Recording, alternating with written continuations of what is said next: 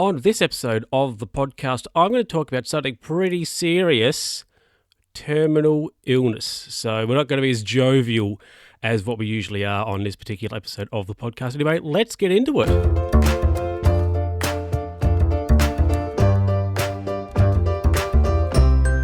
Hello, everybody, and welcome back to another edition of the Luke Who's Talking podcast with me, Luke. I hope you're going all right out there. Now, as I mentioned at the start or in the intro there, we're going to be talking about terminal illness on this episode of the podcast. So if you don't particularly want to listen to me talking about, some of the consequences, I suppose you could say, of that, like death, it is 100% okay for you to stop and to not listen. I'm not going to force you to listen to the podcast at all.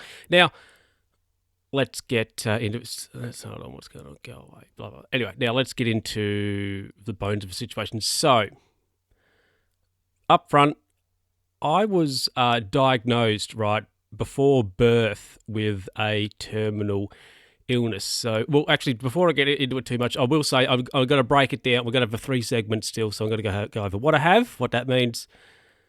Jingle. Second segment's going to be how I feel about it, and then the third segment is going to be how you can help, or maybe what you can do out there in the world. Anyway, so I was diagnosed pre-birth with a terminal illness. So I have a genetic disease, if you want to call it that, called cystic fibrosis. Now, for purposes of this, I'm going to refer to it as CF because that's what we do. Now, there is, at least at this stage, no cure, and the reality of the situation is that it will probably be the cause of my demise. I'll say that. There is no cure, and people who have CF have an average life expectancy of sort of early to mid 40s. So that is an average, of course. Some people may live longer. Some people may live less. Now, what is CF? What does it affect? Well, what it does, it mainly affects the lungs. So what happens is people get like a thick mucus in the lungs. Now, in the lungs, there are like hairs in there. So imagine when you're breathing, these hairs in your lungs are moving. They're helping get air in and out. So what happens if you have CF is you get a layer of like phlegm or mucus or whatever you want to call it on those hairs that are in your lungs, and that stops them from moving, and then in turn affects lung capacity, lung efficiency, and people struggle or have issues with breathing, may have to end up on oxygen, all those sorts of things. Also, it can affect the liver.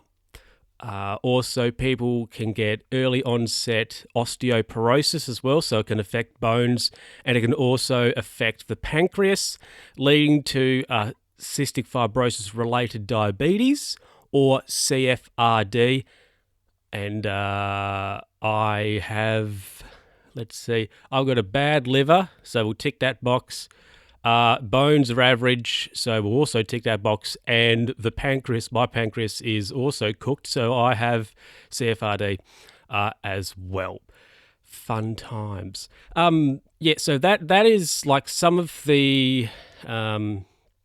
Also, something else is that when sweat glands and things, there are issues with that. So when I sweat, when we sweat, we have, our body can't sort of absorb the salt and things back into its body from our sweat. So we are salty, as it were. We are salty. So my mother actually... The story goes, apparently, when I was there, I don't know if this happened or not, but when I was born, she apparently sort of like licked the back of my hand and I tasted salty, and she was like, oh, that kid's got CF. So there's a story for you. Anyway, now we'll go to a jingle and we'll come back with how I feel about all this. This bit's going to get possibly a bit dark. We'll see how that goes.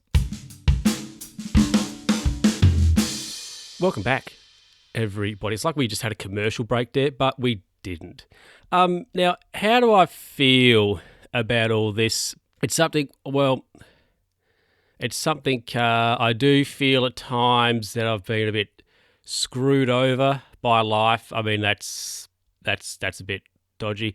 And this, I don't want to get into any arguments or anything about this, but I feel that this could be a good argument for an atheist to say this is a prime reason why there is no God, or that he is just a jerk about life. He's an absolute goose. But there's a lot of things I think about and have on my mind. I think the fact that I'm not well, I mean, that's sort of a bit dodgy, but it's I've had it since day one, so it's not really an issue, I suppose, in that context. I did have somebody ask me once, what's it like? And my response to them was something along the line. Now, this person was like they weren't a doctor. I think they were a social worker. I was at the hospital. I remember that. And I was like, oh, so what's it like? And I think my response to them was something along the lines of, I mean, I've had it this is all I know. I've had this forever. It's like if you say to somebody who was born with one arm, what's it like having one arm? They've only ever had one arm, so that's all they've ever known. But if somebody had two arms and then lost an arm for some reason, you could then, like, asking them what it's like to have one arm isn't a dumb question because they know what it was like to have two in the first place, where, I don't know what it was like not to have CF. It's never happened. So somebody asked me that question once, and I'll honestly, it's a dumb question. I think it's a silly question. I mean, it's a stupid question in my opinion. That, I don't know, people may disagree. Something else I think about, I have on my mind. I think it's more things of the future. So, for example, something I ponder on, something I ponder on, I won't necessarily say a lot, but it pops in and out of my mind, is things to do with relationships. And I think at times, or have in my head at times, say I meet a person, and I don't know, say we, get married or whatever. I'll have to say to them, this is the situation, and I think about the reality of me, I'll say my life expiring and leaving that person behind in maybe a dicey, well, not a dicey, but in a bit of a situation of, maybe we've committed to things together, and then I'm not there anymore. So that those logistics are things that I ponder on, and it also, we'll say I'm single at the moment, but I'm at a point. It's interesting. I'm at a point in my life now. I want a partner. However, some of the logistics of this stuff is I think about it. So it's something we've got to have a conversation about my health and what that will mean for myself and Cheryl in the future.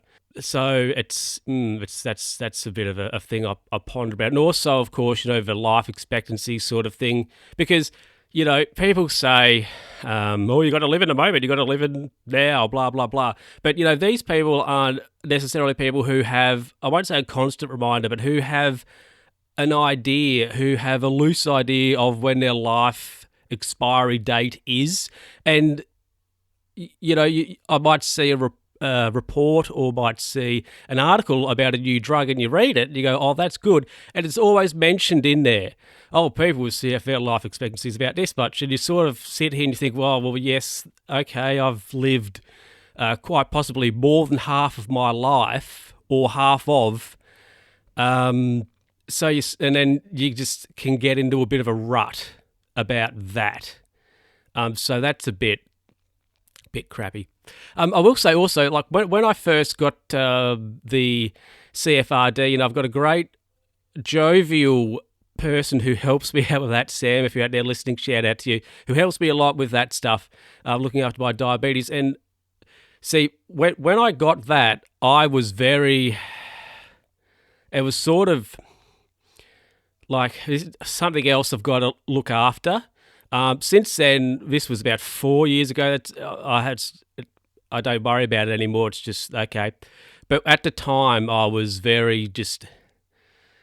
It was like, why me? Why do I have to look after this extra stuff? That was really a bit crap. Yeah, and something else. I don't want to get into any I don't know, not abuse. I don't want to look. There's some other illnesses out there that get a lot of media attention. No, let's just say this particular illness is called toast.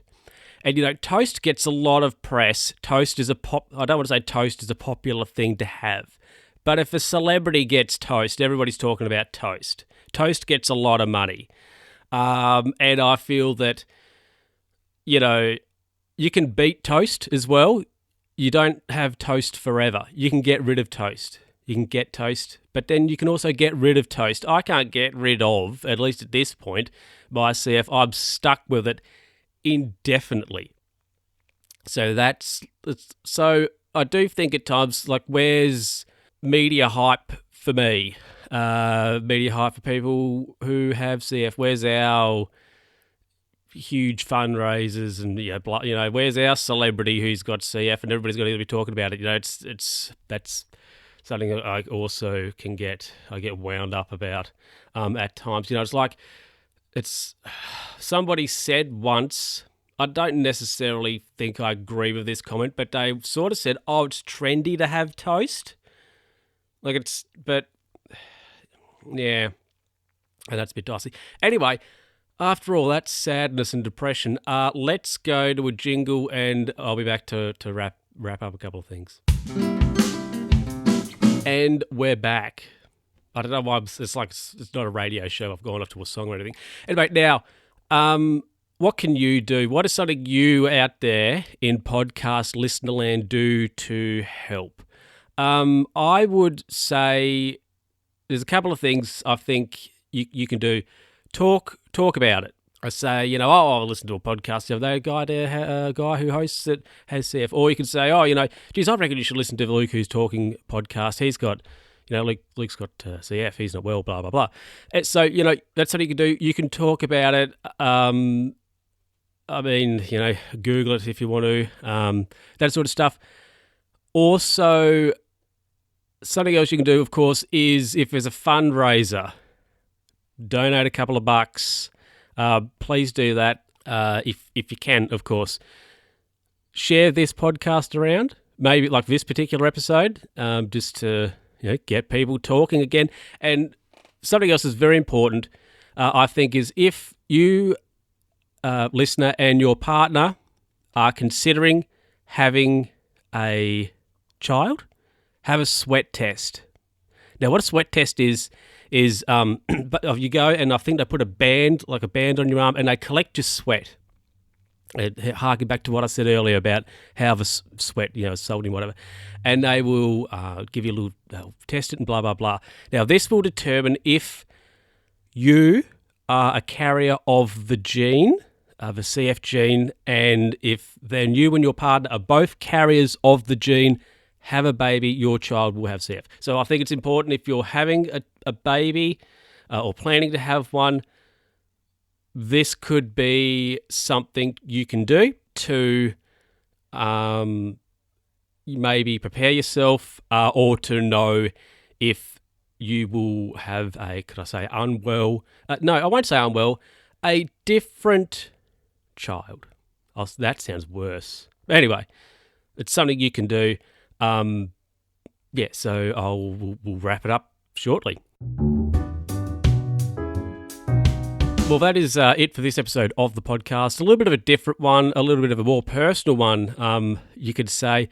Maybe something a bit more deeper, a bit more sadder than other episodes of the podcast. Of course, not as jocular as usual, but that will resume next time. Hope you enjoyed it, of course. If like, share, subscribe, all that jazz, leave us a comment.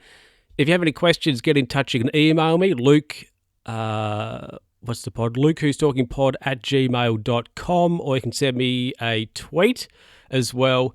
Appreciate it. If you have any questions, I will do my best to answer them. Despite the fact I've had CF for over 25 years, I'm not an expert on it. So it seems ridiculous that you've had something or whatever for 25 years. You're not an expert. I suppose, look, people have hair all their lives, and then they're not an expert on hair. So there you go. Anyway, bit of a longer episode, this one. I'm going to cut it short here, and I'll catch you next time when I'll be talking and everything will be more jocular.